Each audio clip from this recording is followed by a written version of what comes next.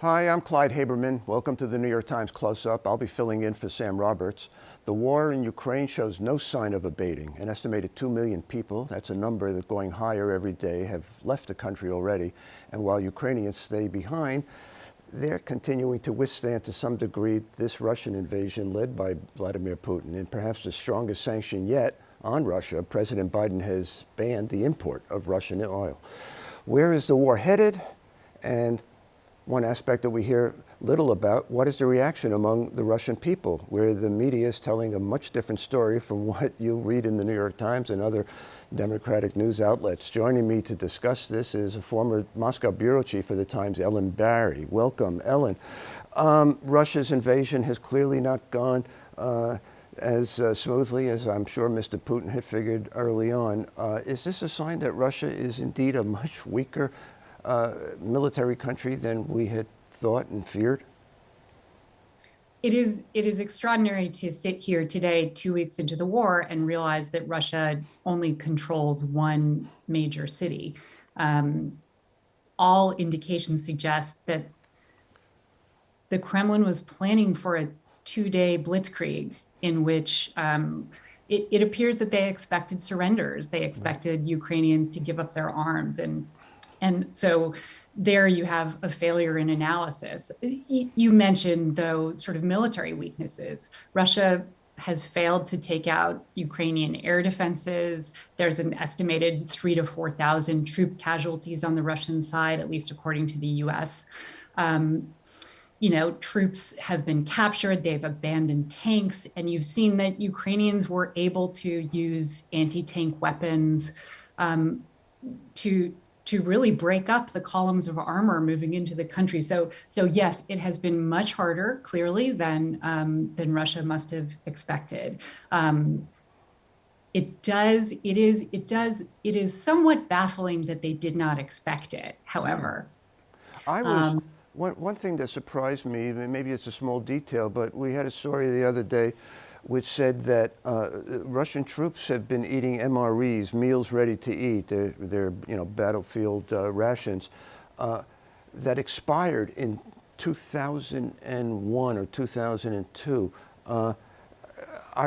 What kind of equipment do they have if they're not even feeding their soldiers with combat food that is current?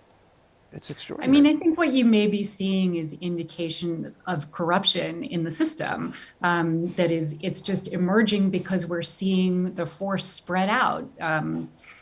In any case, occupying a country of 41 million people is very complex and requires overwhelming force. So I don't think it's over just because there have been problems. Russia's military really dwarfs the Ukrainian forces. But right, they're finding that it is going to be extremely difficult. I think in the past, Putin has really been able to sort of get away and achieve his aims without paying too much of a cost. I was in Russia when Russia invaded Georgia. And then shortly after I left, Russia took Crimea. And in both of those cases,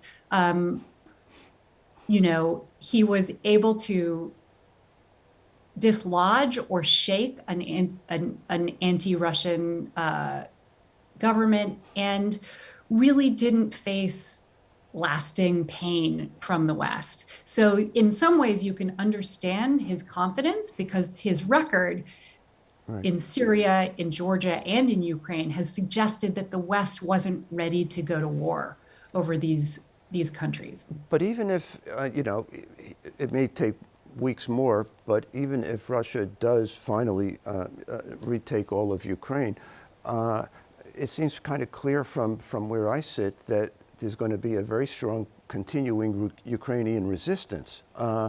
Does this turn into another Afghanistan for Russia, and which would, among other things, perhaps deter it from moving on to other countries, be it Moldova or others? And it's not quite a corollary question, but are the people, Russian people, even aware of really what the true situation is facing their troops on this, or do they think that this is just a minor incursion that's going very, very well?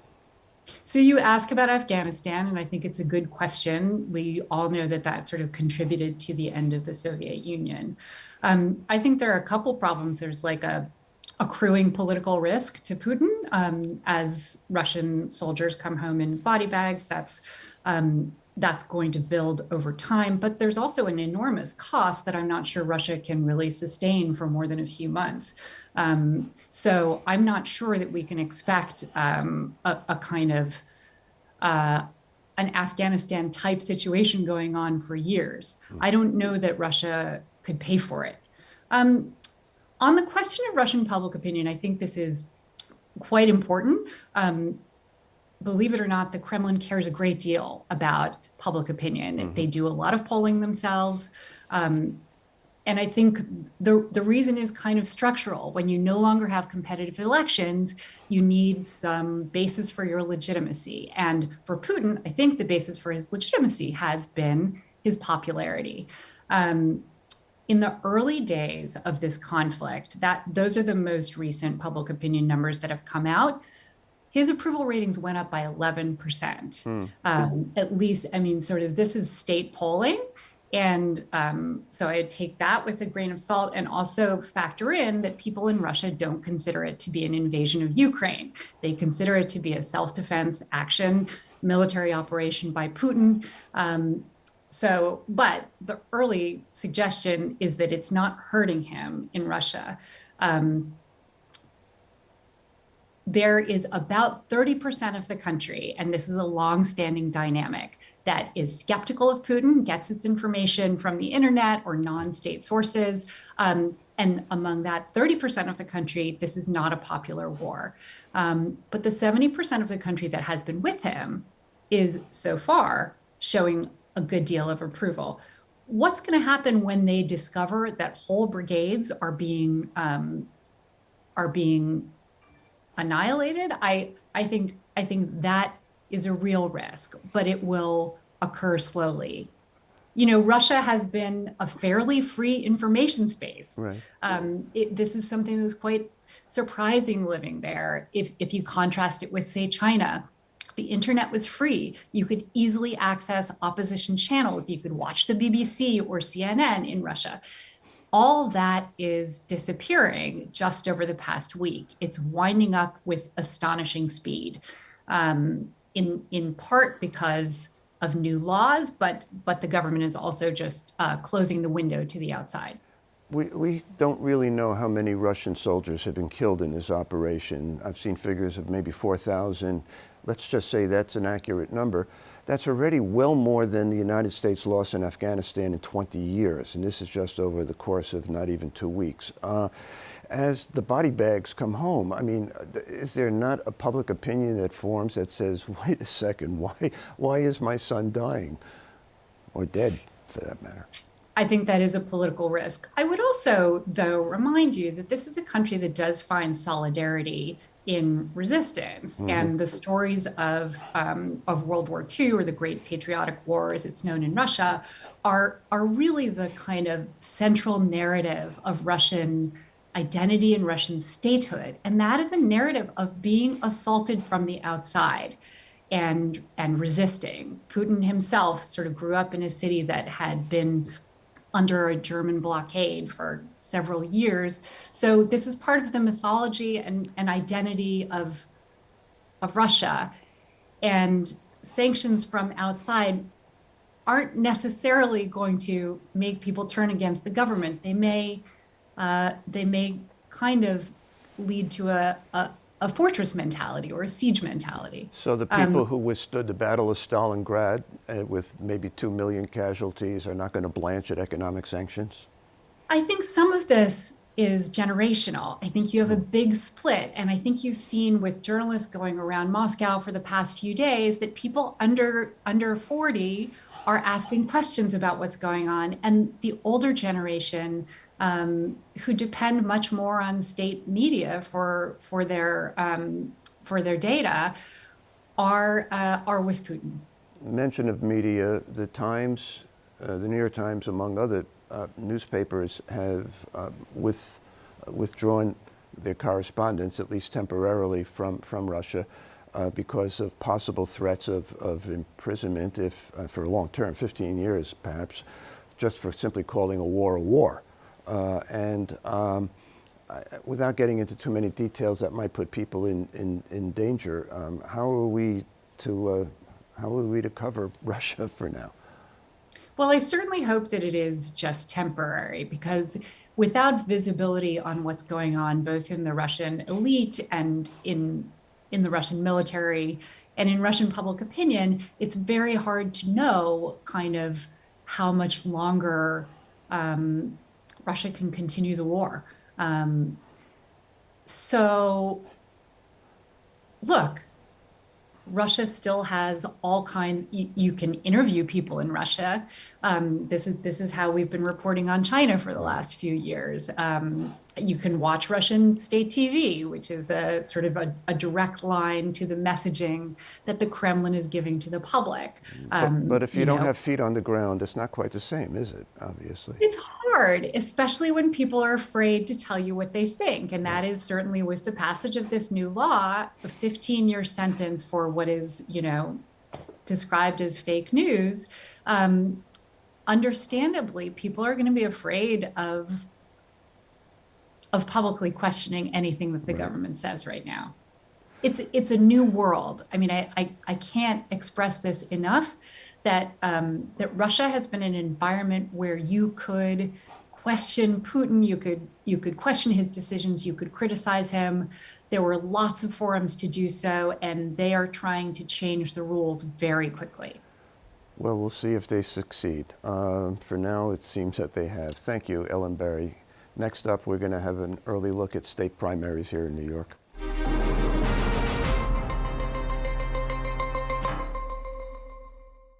Welcome back. Last week, the Republican State Convention named Lee Zeldin, a Trump ally, as the party's designee for governor, and he most likely will win the primary. With Governor Kathy Hochul, the frontrunner on the Democratic side, will Zeldin provide a true challenge in this blue state of New York? Joining me to discuss this and more are Nicholas Fandos, Metro Desk reporter who's been covering it all, and Eleanor Randolph, contributing writer to the Times. Welcome to both of you. Before we talk about Mr. Zeldin, though, I want to ask about Andrew Cuomo, who seems to be on a redemption tour of sorts, declaring himself a victim of cancel culture. I think he used that phrase maybe a dozen times in a speech the other day, and I've seen his ads on TV. Do we have a sense of what he's hoping to achieve here? I mean, is this the restitution, anything?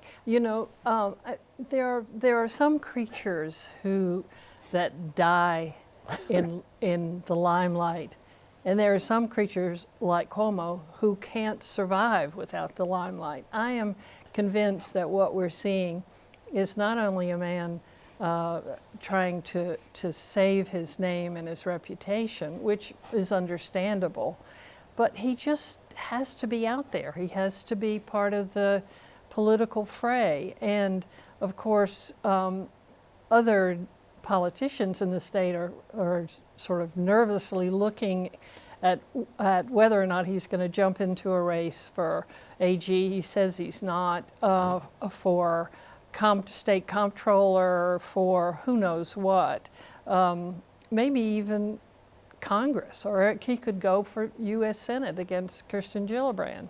Could he win, do you think? Well, I think that's the big question. He seems to think, or wants to think, that voters want him back. I mean, there's some evidence in polls that his approval ratings among groups that were, loyal Cuomo voters for years are actually not that bad. But I think everybody I talk to just seems to think, his supporters, his former staff, voters, it's just too soon.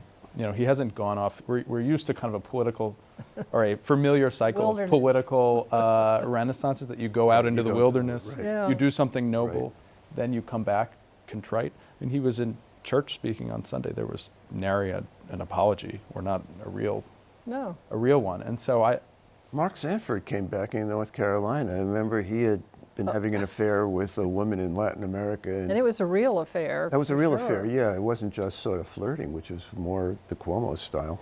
A little touching, but well, we'll see. Can you tell us about Lee Zeldin? I'm willing to bet that relatively few people watching this show, or any show for that matter, are really aware of who he is. And along with that, and Eleanor, to bring you into this part too, does he stand a chance against Kathy Hochul? The Republicans have not held a statewide office since 1994, with the one in statewide office, with the exception of George Pataki, and he last won in 2002. But could this be the year? So Lee Zeldin, it's surprising the degree to which New Yorkers don't know him, because he's been in elective office for quite a long time, first in the state Senate in Albany and now in Washington for the last, for several terms now.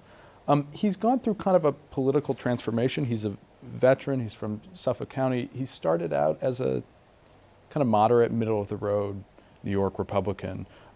When he was in Albany, he actually voted for Andrew Cuomo's budget 4 times and said something to the effect that Andrew Cuomo might be a good president. That's another option for what Cuomo could do. And then he goes to Washington and really reinvents himself during the Trump era as a hardline Trump warrior a la Jim Jordan or Mark Meadows. He defended him in a couple of impeachments. He voted to overturn election results on January 6th and went along with the Trump big lie. Now he's trying to do something of a dance to distance himself, which maybe gets to the question of whether he could win in New York.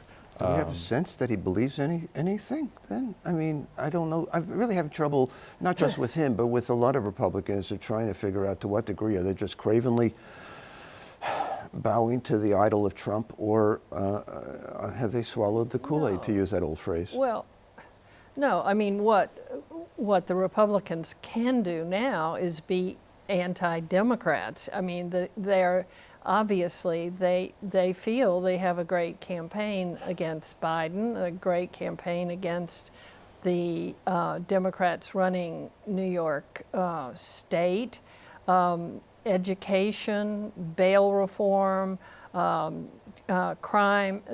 That's what they're going to run on, and those are pretty powerful issues. I don't know how Hochul's going to come back. I think she's just going to look like the manager, the person who can run the state, who's not flamboyant, who's not crazed in any direction, a sort of moderate, sort of a keeper of the state. And so it'll be interesting to see who voters want. If the Russian-Ukraine conflict goes on for a while and gas prices continue to shoot up, and prices in general continue on their inflationary path, she could be in jeopardy, I would assume, right? I mean, so there was, at the Republican convention last week, there was a huge amount of optimism that I think Republicans in New York, who have just been beat down cycle after cycle, are not accustomed to feeling. But look, there were new state voter registration numbers that came out this week, and Republicans, are basically outnumbered 2-1 in New York State. Those numbers are not improving for them. So the hole that any Republican candidate, even in an incredible environment, starts out in is huge. And, Hochul's strategy seems to be, she seems to be a non-ideological person to start with. And her strategy seems to be to try and move towards the middle on any issue. Whether or not that can neutralize the potency of some of the attacks on her on bail, on crime, we'll have to see. Certainly the best shot Republicans have probably had, in at least a decade. And probably their best shot would be for that job rather than for Attorney General or State Controller. I assume that Letitia James and why am I having a senior moment here, blanking on the State Controller? DiNapoli. Tom DiNapoli, thank you. You're welcome. Certainly. It's good to have a young person around. And Chuck Schumer is also on the ballot this year. That's right, he is. I think he'll win. He should win. That seems like a safe It would be. He's the only major New York figure who's won a statewide election, or not even statewide, more than 3 times. The fourth has been the kiss of death. It was for Mario Cuomo, it was for Ed Koch, it was for Al D'Amato. D'Amato, I was going to say that. So, yeah, Schumer seems to be... He's out there all the time. I see him at the marketplace shaking hands. I mean, he still has these dopey I shouldn't say that word, maybe, Sunday morning press conferences to announce that... Yeah, I mean, he loves it. He so clearly loves being in the Senate. The Manhattan DA, Alvin Bragg, seems to be giving up on his office's investigation of Trump. We had 2 key aides of his who were involved in the investigation resign quite clearly in protest over where it's going. It's not the first problem Bragg had. He announced right away he's not going to pursue so-called petty crimes, except that a lot of people don't consider them petty, these crimes. And then we had some horrific murders, and he backtracked. Can we come to some sort of conclusion yet about what we're supposed to think about Mr. Bragg? Is he being a wise man, or is he a wimp? I mean, put it bluntly.